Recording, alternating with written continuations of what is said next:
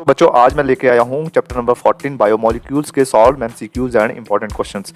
तो चलिए देखते हैं पहले की तरह कि बायोमोलिक्यूल्स में से क्या क्या डिलीटेड है। तो बच्चों यहाँ से बहुत सारी चीज़ें डिलीट की हैं। पहले तो स्ट्रक्चर ऑफ ग्लूकोज में से कुछ नहीं आएगा। देखिए अगर पेज नंबर आप एनसीईआरटी की बुक का पेज नंबर 413, 414, 15 और 16 ये सारा देखें तो यहाँ से ग्लूकोज का स्ट्रक्चर यहाँ से नहीं आएगा। स्ट्रक्चर ऑफ प्रोटीन जो है वो भी नहीं आएगा। प्राइमरी सेकेंडरी टर्शियरी क्वाटरनरी जो भी है ये देख रहे हैं आप लोग 422 से लेकर 424 का। इसके अलावा जो है वो मैंने सारे मैक्सिमम कवर करने की कोशिश करी है। तो देखिए ये है चैप्टर का नाम बायोमोलिक्यूल्स चैप्टर नंबर 14 और क्या क्या आएगा इसमें से। तो एक एक मार्क्स के बेटा यहाँ से 2 क्वेश्चन ये एक मार्क्स के आएंगे, ठीक है। और जो है ये एमसीक्यू हो सकते हैं, फिलिंग ब्लैंक्स हो सकते हैं, ठीक है। दूसरा है एक क्वेश्चन जो है वो 2 नंबर का आएगा। तो इस तरह से हमारे पास यहाँ से 3 जो है टोटल क्वेश्चन जो बनेंगे। 3 नंबर का कोई नहीं आएगा और टोटल क्वेश्चन 3 बनेंगे यहाँ से। लेकिन टोटल वेटेज कितने मार्क्स आएंगे 4, मतलब 2 ये और 2 ये, तो टोटल मार्क्स बनेंगे 4, मतलब 4 नंबर का यहाँ से आपको आएगा। तो चलिए नेक्स्ट चलते हैं हम लोग। क्वेश्चन किस तरह से रहेंगे यहाँ कि ऑब्जेक्टिव टाइप क्वेश्चन देखते हैं। तो जैसे क्वेश्चन नंबर 1 है which of the following is not a protein, answer is DNA. Which of the following is not present in DNA, that is uracil. Question number 3 enzyme belong to which class of following compounds, answer is polypeptides. Which of the following is not present in RNA? Answer is adenine. Question number 5. Deficiency of vitamin C causes scurvy. The following is non-reducing sugar, sucrose. अब ये question जो है carbohydrate में से क्या आ सकते हैं, बहुत इंपॉर्टेंट क्वेश्चन है ये। What are carbohydrates, how these are main source of energy. बहुत बार क्वेश्चन ये आया है पहले। 8वां क्वेश्चन है give different uses of carbohydrates. Question number 9 is what is the difference between alpha glucose and beta glucose. यहाँ से डिफरेंस आ सकता है लेकिन स्ट्रक्चर की बात अगर करेंगे तो वहाँ पर ये स्ट्रक्चर यहाँ से नहीं आएंगे इनके।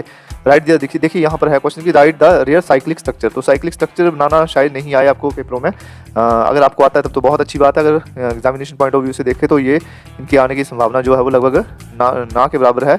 लेकिन आपने ग्लूकोज के जो है वो अल्फा ग्लूकोज और बीटा ग्लूकोज के डिफरेंस आपने देख लेने हैं यहाँ से। Question number 10 is what are reducing sugars. Question number 11 is what is meant by inversion of cane sugar, explain. कई बार क्या होता है इन्वर्जन ऑफ शुगर भी आता है डायरेक्टली, यहाँ पर केन शुगर है, इस तरह के क्वेश्चन भी बन सकता है यहाँ। Question number 12 is what do you understand by glycosidic linkage, important question है ये।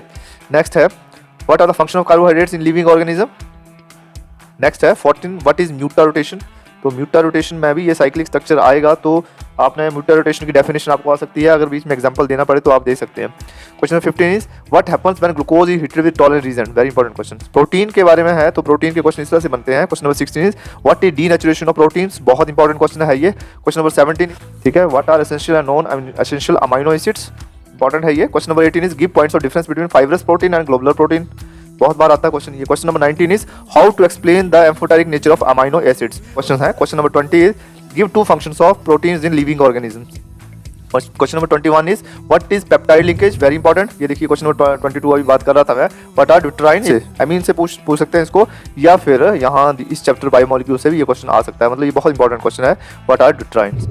एंजाइम से क्वेश्चन आ सकता है, व्हाट आर एंजाइम्स, ये अलग अलग भी आ सकता है, 1 नंबर का भी आ सकता है, या इस तरह से कंबाइंड 2 नंबर का मार्क्स 2 मार्क्स का भी ये क्वेश्चन आ सकता है। What are enzymes, how many enzymes are identified so far, how do you operate, how do they operate, यहाँ से हाउ डू दे ऑपरेट होगा ये, हाउ डू दे ऑपरेट। बहुत इंपॉर्टेंट क्वेश्चन बच्चे यहाँ से बनते हैं और हर बार एक क्वेश्चन जो है वो 1 या 2 क्वेश्चन यहाँ से पूछे जाने की संभावना रहती है। तो देखिए यहाँ से क्वेश्चन नंबर 24 देख रहे हैं आप, इसी तरह के क्वेश्चन बनेंगे। Give the chemical name of vitamin A.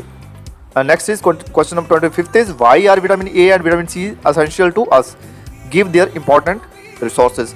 Question number 26 is how are vitamins classified, name the vitamin responsible for coagulation of blood. 27th is write the chemical name of vitamin C and name the disease caused by the deficiency of vitamin C। तो बच्चों आपने एक चीज़ तो करनी है कि जितने भी विटामिन हैं उन सभी की जो डेफिशिएंसीज हैं, ठीक है, और जो केमिकल नेम है उनके, और उनके जो कहाँ से वो आप उनको जो विटामिन की कमी है दूर करने के लिए क्या क्या उपाय कर सकते हैं, वो जो सारा ही है, जितना भी चीज़ें हैं वो आपने याद रखनी है। वो अब हमें हमारे निजी जीवन में वो चीज़ें काम आती हैं और वैसे भी क्वेश्चन बहुत इंपॉर्टेंट यहाँ से बनता ही है, तो आपने सभी कर लेना है। ये वो क्वेश्चन है जो पिछले टॉपिक्स में आए हुए हैं, बहुत बार आए हुए हैं, जो रिपीट हुए हैं, उनके आने की संभावना जो है प्रोबेबिलिटी बनी रहती है। आगे भी आपने, क्योंकि 4 नंबर का यहाँ से आएगा तो आप अच्छी तरह से यहाँ से इसको देख के कर सकते हैं। Question number 28 is name the disease caused by the deficiency of vitamin B, common question है ये। क्वेश्चन नंबर 30 इज बहुत बार आता है ये, deficiency of which vitamin causes rickets. Nucleic acid, nucleic acids में से आपको स्ट्रक्चर तो नहीं आएगा, अभी जो आरएनए डीएनए का स्ट्रक्चर तो नहीं आएगा, लेकिन इस तरह के क्वेश्चन जो है वो पक्का यहाँ से आ सकते हैं। क्वेश्चन नंबर 34 है what is the difference between nucleoside and nucleotide. Question number 35 is right the important structural and functional difference between the DNA and RNA. तो यहाँ से ये स्ट्रक्चरल डिफरेंस तो है। आपने पूरा क्वेश्चन कई बार क्या पूछा जाता है कि what is the difference between DNA and RNA, लेकिन आपने पूरा क्वेश्चन एक तैयार करके रखना कि स्ट्रक्चरल एंड फंक्शनल डिफरेंसेस। तो अगर आप बड़ा क्वेश्चन यहाँ से बन सकता है 2 नंबर का अगर आ गया, और फंक्शनल डिफरेंस दोनों को आप अच्छी तरह से इलैबोरेट कर सकते हैं। तो इस तरह से ये बहुत छोटा चैप्टर है, 4 नंबर का चैप्टर है। 35 क्वेश्चन जो है बहुत इंपॉर्टेंट क्वेश्चन मैंने यहाँ लिए हैं। तो बने रहिए मेरे साथ नेक्स्ट वीडियोज़ के लिए, तब तक हैव ए नाइस।